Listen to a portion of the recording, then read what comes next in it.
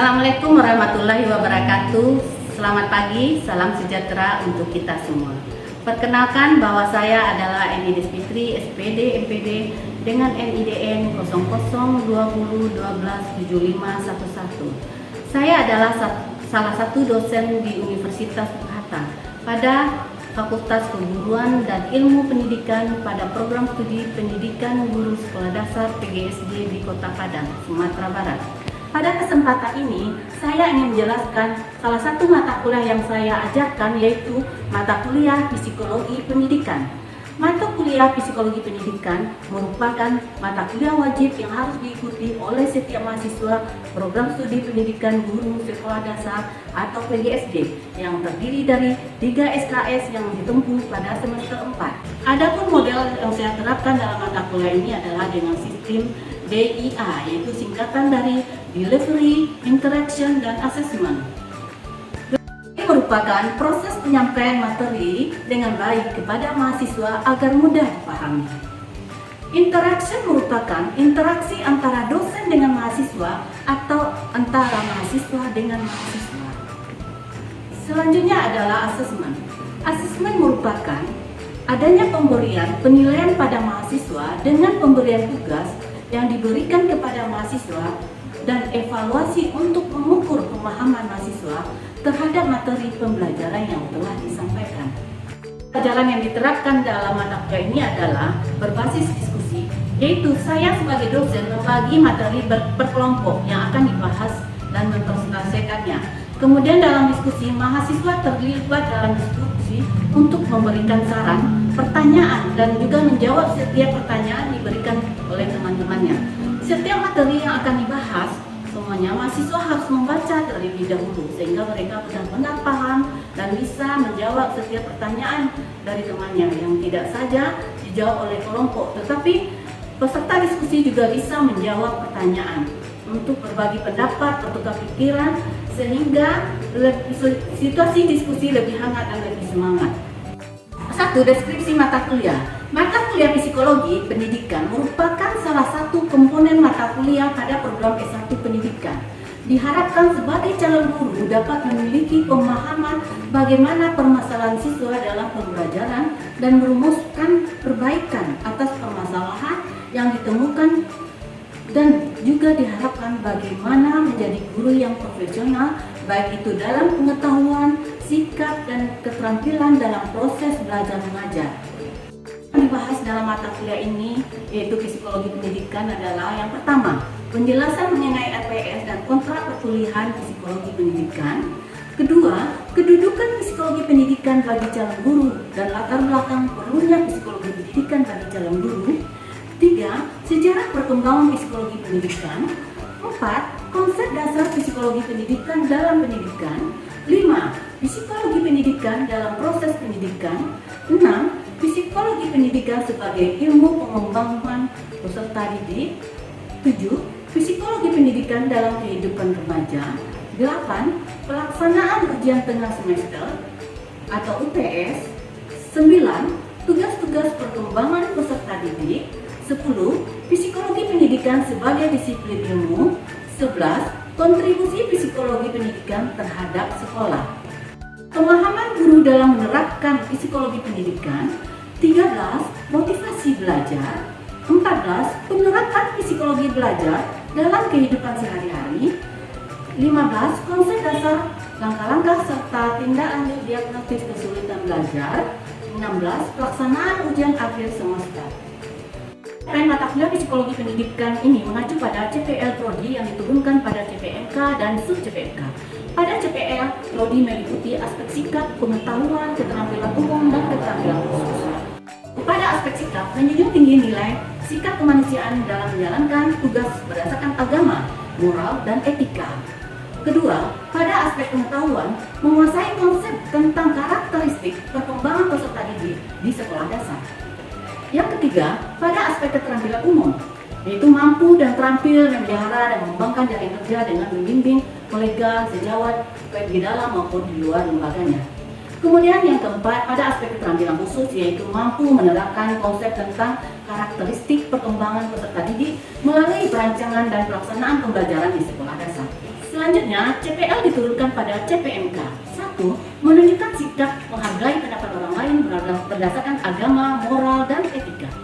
Yang kedua, menguasai dan teori pendidikan di sekolah dasar dalam mata kuliah psikologi pendidikan sebagai calon guru di sekolah dasar. Yang ketiga, mampu bertanggung jawab atas pencapaian hasil kerja kelompok dan melakukan supervisi dan evaluasi terhadap apa penyelesaian pekerjaan yang ditugaskan pada pekerjaan yang berada di bawah tanggung jawabnya pada psikologi pendidikan di sekolah dasar. 4. Mampu dan terampil melakukan proses evaluasi diri terhadap kelompok kerja yang berada di bawahnya.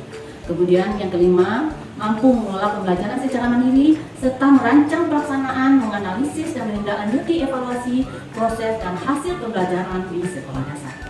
Turunkan pada sub CPMK pada mata kuliah psikologi pendidikan ini adalah yang pertama, mahasiswa mampu memahami RPS dan kontrak perkuliahan psikologi pendidikan. Yang kedua, mahasiswa mampu memahami kedudukan psikologi pendidikan bagi calon guru dan latar belakang perlunya psikologi pendidikan bagi calon guru. Selanjutnya, mahasiswa mampu memahami sejarah perkembangan psikologi pendidikan. Dan yang keempat, mahasiswa mampu memahami konsep dasar psikologi pendidikan. Yang kelima, mahasiswa mampu memahami psikologi pendidikan dalam proses pendidikan. Yang keenam, mahasiswa mampu memahami psikologi pendidikan sebagai ilmu perkembangan peserta didik. Mahasiswa mampu memahami psikologi pendidikan dalam kehidupan remaja. Yang kedelapan, mahasiswa mengikuti ujian tengah semester. Yang kesembilan, mahasiswa mampu memahami tugas-tugas perkembangan peserta didik. Kemudian yang ke-10, mahasiswa mampu memahami psikologi pendidikan sebagai disiplin ilmu. Dan yang ke-11, mahasiswa mampu memahami kontribusi psikologi pendidikan terhadap sekolah. Selanjutnya yang ke-12, mahasiswa mampu memahami guru dalam menerapkan psikologi pendidikan. Dan yang ke-13, mahasiswa mampu memahami motivasi belajar. Dan yang ke-14, mahasiswa mampu memahami penerapan psikologi belajar dalam kehidupan sehari-hari. Dan yang ke-15, mahasiswa mampu memahami konsep dasar, langkah-langkah, serta tindak lanjut diagnostik kesulitan belajar. Dan yang ke-16, mahasiswa mengikuti ujian akhir semester. Saya lakukan pada mata kuliah psikologi pendidikan. Pada aspek interaction adalah student center learning yang menekankan pada mahasiswa terlibat aktif sebagai subjek dalam proses pembelajaran sehingga mampu berpikir kritis, inovatif, kreatif. Student center learning ini dilakukan dalam bentuk interaktif diskusi proyek basic learning. Pembelajaran mengajar ini adalah dosen menjelaskan materi kepada mahasiswa, kemudian memberikan pertanyaan kepada mahasiswa dan meminta pendapat mahasiswa dalam bentuk diskusi sesuai dengan materi pembelajaran dan dibagi per kelompok untuk memberikan pengalaman secara langsung terkait dengan materi mata kuliah psikologi pendidikan.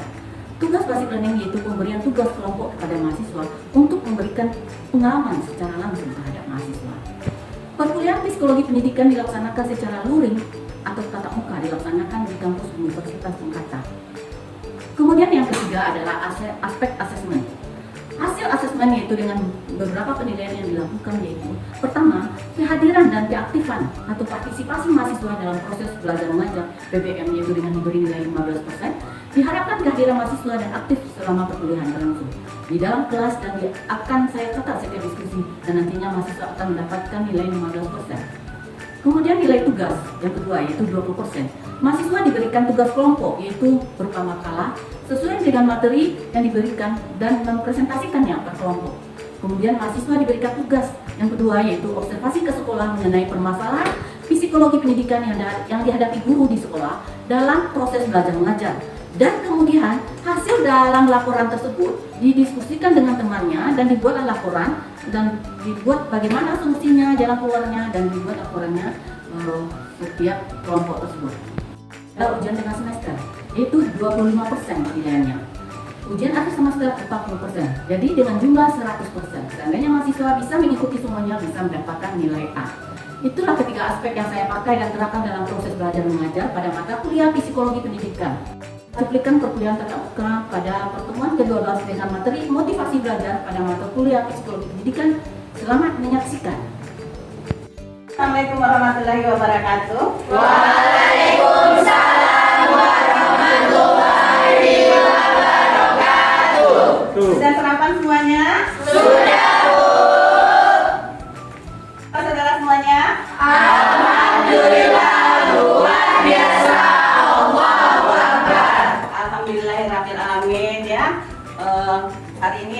hari pertemuan kita pada mata kuliah Psikologi Pendidikan, yaitu yang ke-12. Materi kita hari ini adalah mengenai motivasi belajar, ya. Sebelum kita masuk kepada materi motivasi belajar, Ibu mau kita berdoa dulu ya. Siapa yang bisa memimpin doa? Oke, silakan. Yang mulai mata kuliah, lebih baiknya kita berdoa menurut agama dan kepercayaan kita masing-masing. Berdoa dimulai. Oke, sebelum kita masuk pada materi selanjutnya, yaitu mengenai motivasi belajar, sekarang kita mereview dulu mengenai pembelajaran yang sebelumnya, yaitu mengenai bagaimana pemahaman guru terhadap psikologi pendidikan. Ya, siapa yang bisa mengulangi kembali mengenai materi sebelumnya? Silakan cuci tangan. Ya, Juan, Nabila. Baik Bu, materi sebelumnya kita belajar tentang pemahaman guru terhadap psikologi pendidikan di sekolah, di mana pembelajaran psikologi pendidikan berarti mempelajari aspek psikologi siswa agar guru mendapatkan aturan dasar untuk menerapkan teknik pembelajaran yang efektif yang dapat diterapkan oleh siswa tersebut.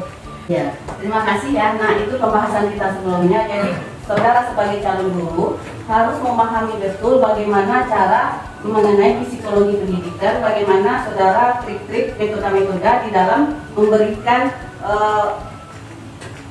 trik strategi dalam psikologi pendidikan, gitu ya. Pada materi selanjutnya yaitu mengenai motivasi belajar, ya. Yang mana motivasi belajar ini diharapkan saudara nantinya bisa memahami mengenai motivasi belajar, kemudian bisa mengaplikasikannya nanti di sekolah. Ya, yang mana saudara sebagai calon guru, bagaimana cara dan metode saudara sebagai guru untuk memotivasi siswa, ya. Nah, sekarang kita masuk kepada materi motivasi belajar, ya. Motivasi belajar ini merupakan hal yang penting sekali yang dilakukan oleh seorang guru, ya. Sebelum kita masuk kepada penjelasan selanjutnya, ada yang tahu apa itu motivasi belajar?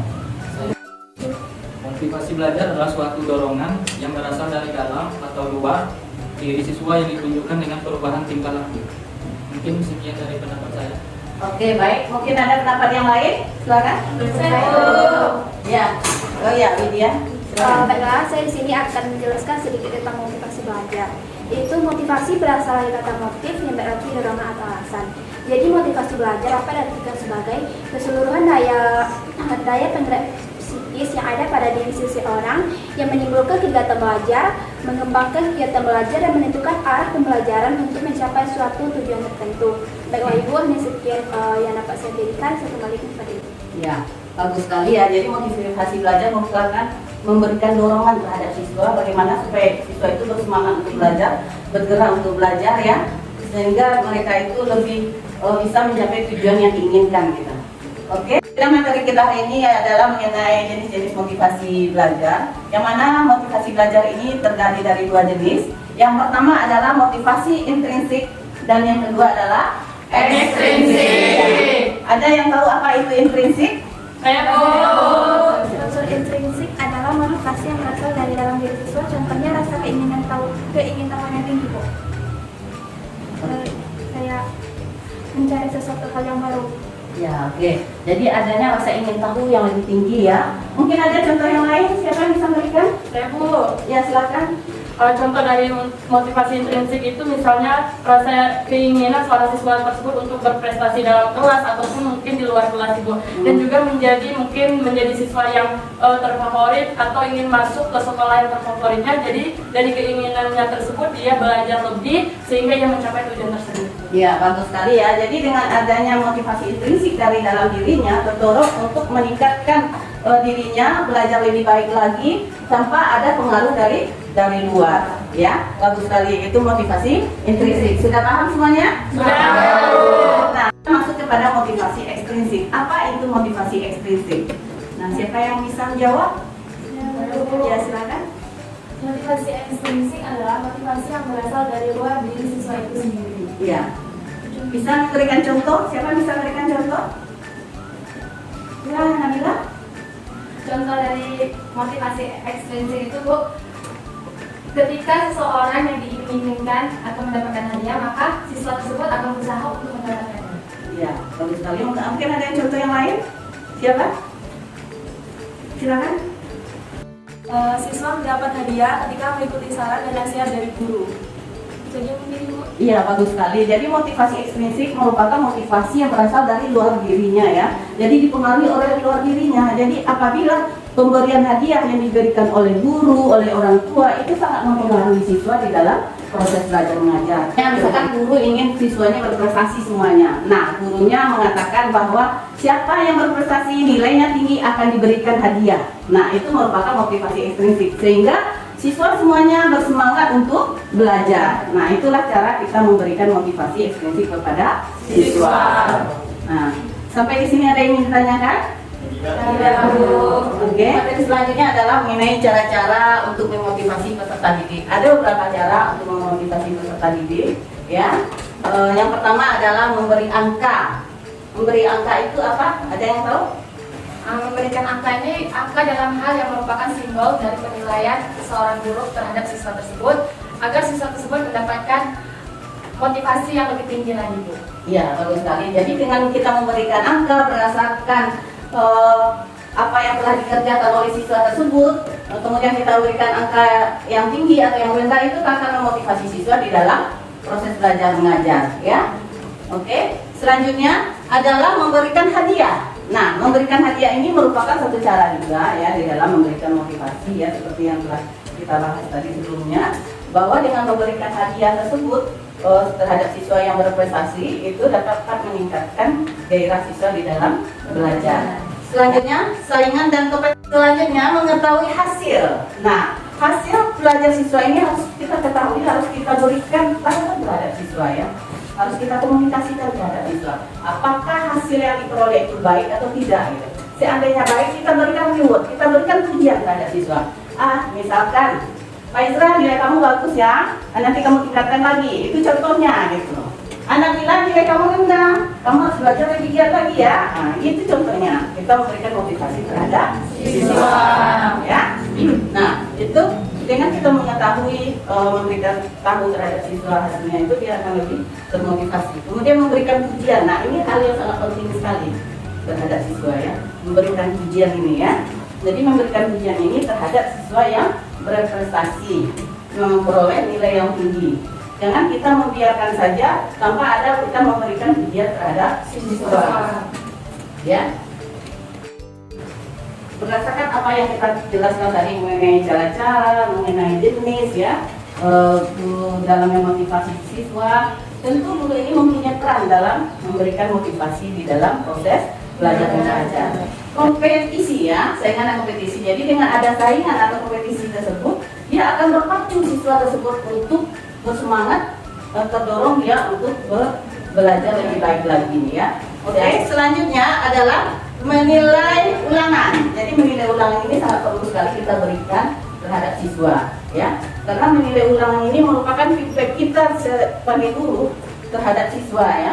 Jadi terhadap siswa itu kita memberikan nilai, apakah nilainya jelek atau nilainya baik, itu harus kita berikan nilai. Karena kalau kita tidak memberikan nilai, dia merasa percuma dia membuat tugas atau membuat ulangan gitu ya. Jadi kita harus memberikan nilai. Jadi dengan kita memberikan nilai tersebut, siswa merasa termotivasi untuk membuat tugas atau belajar lebih baik lagi gitu. Nah, apa peran guru ini di dalam memberikan motivasi belajar? Siapa yang bisa tunjuk tangan? Ya. Peran guru dalam meningkatkan motivasi belajar siswa merupakan salah satu kegiatan integral yang harus ada dalam kegiatan pembelajaran. Selain memberikan dan mentransfer ilmu, guru juga bertugas untuk meningkatkan motivasi anak dalam belajar. Tidak dapat dipungkiri bahwa belajar siswa dengan orang lain sangat berbeda. Oleh karena itu, penting bagi guru untuk selalu memotivasi siswa agar siswa selalu memiliki semangat belajar dan mampu menjadi siswa yang berprestasi dan dapat mengembangkan dirinya secara optimal. Oke, mungkin itu dari saya, Bu.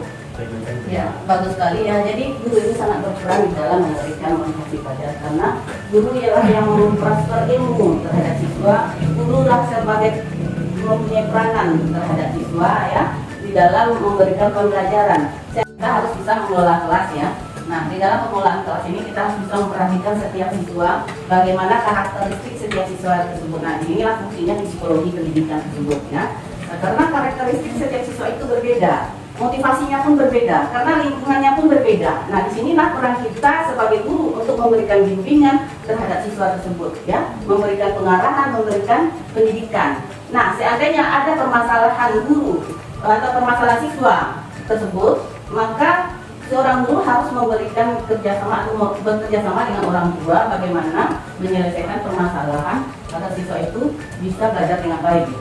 Jadi komunikasi antara orang tua dengan guru itu harus dijalin dengan baik untuk pengembangan anak, untuk proses belajar anak bisa belajar dengan baik. Gitu. Ini Ibu ingin memberikan tugas yang berkaitan dengan motivasi belajar ya.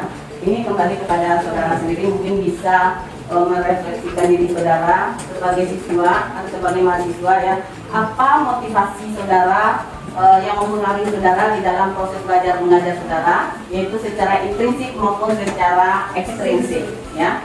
Nah, tolong dibuat tugasnya hari ini ya. Ada yang ingin ditanyakan mengenai tugas ini? Ya.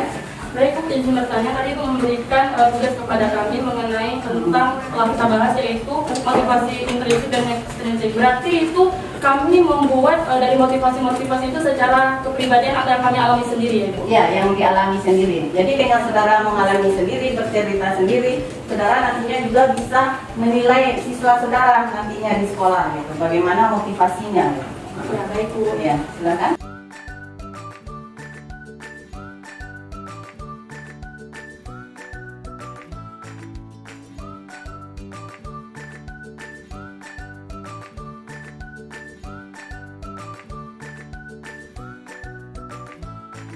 Tugas yang telah Ibu berikan tadi, Ibu ingin mendengar, kita ingin dengarkan bersama-sama bagaimana secara intrinsik motivasi yang dialami oleh Meg ya. Ya, Meg, silakan.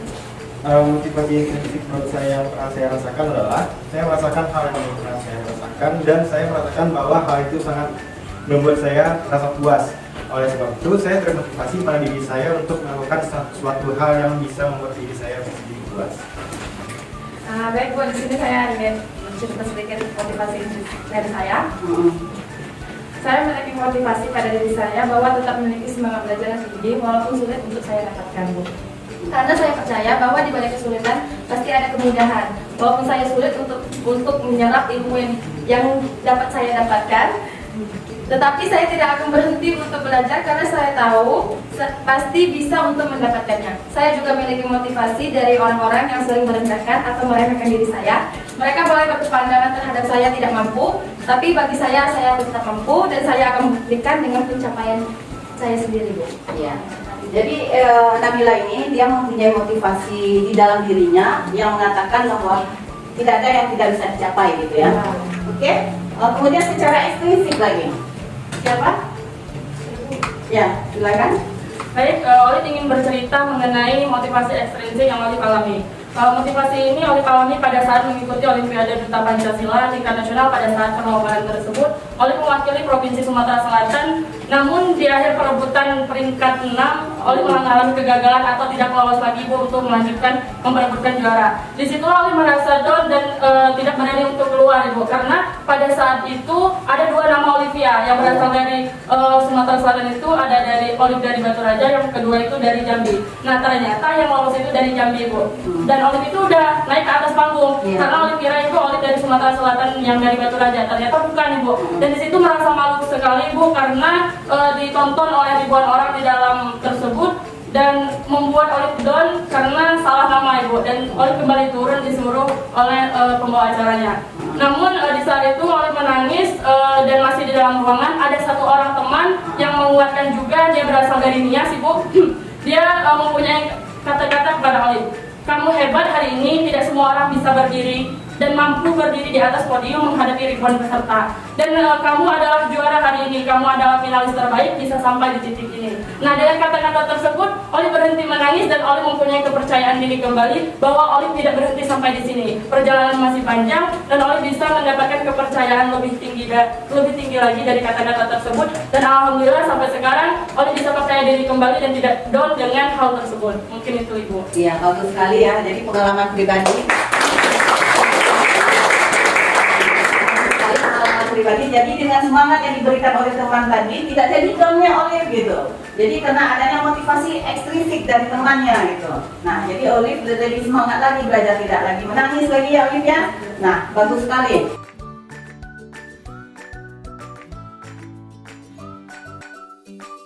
Hari ini mengenai motivasi belajar ada tugas yang ibu berikan, yaitu saudara observasi ke sekolah ya.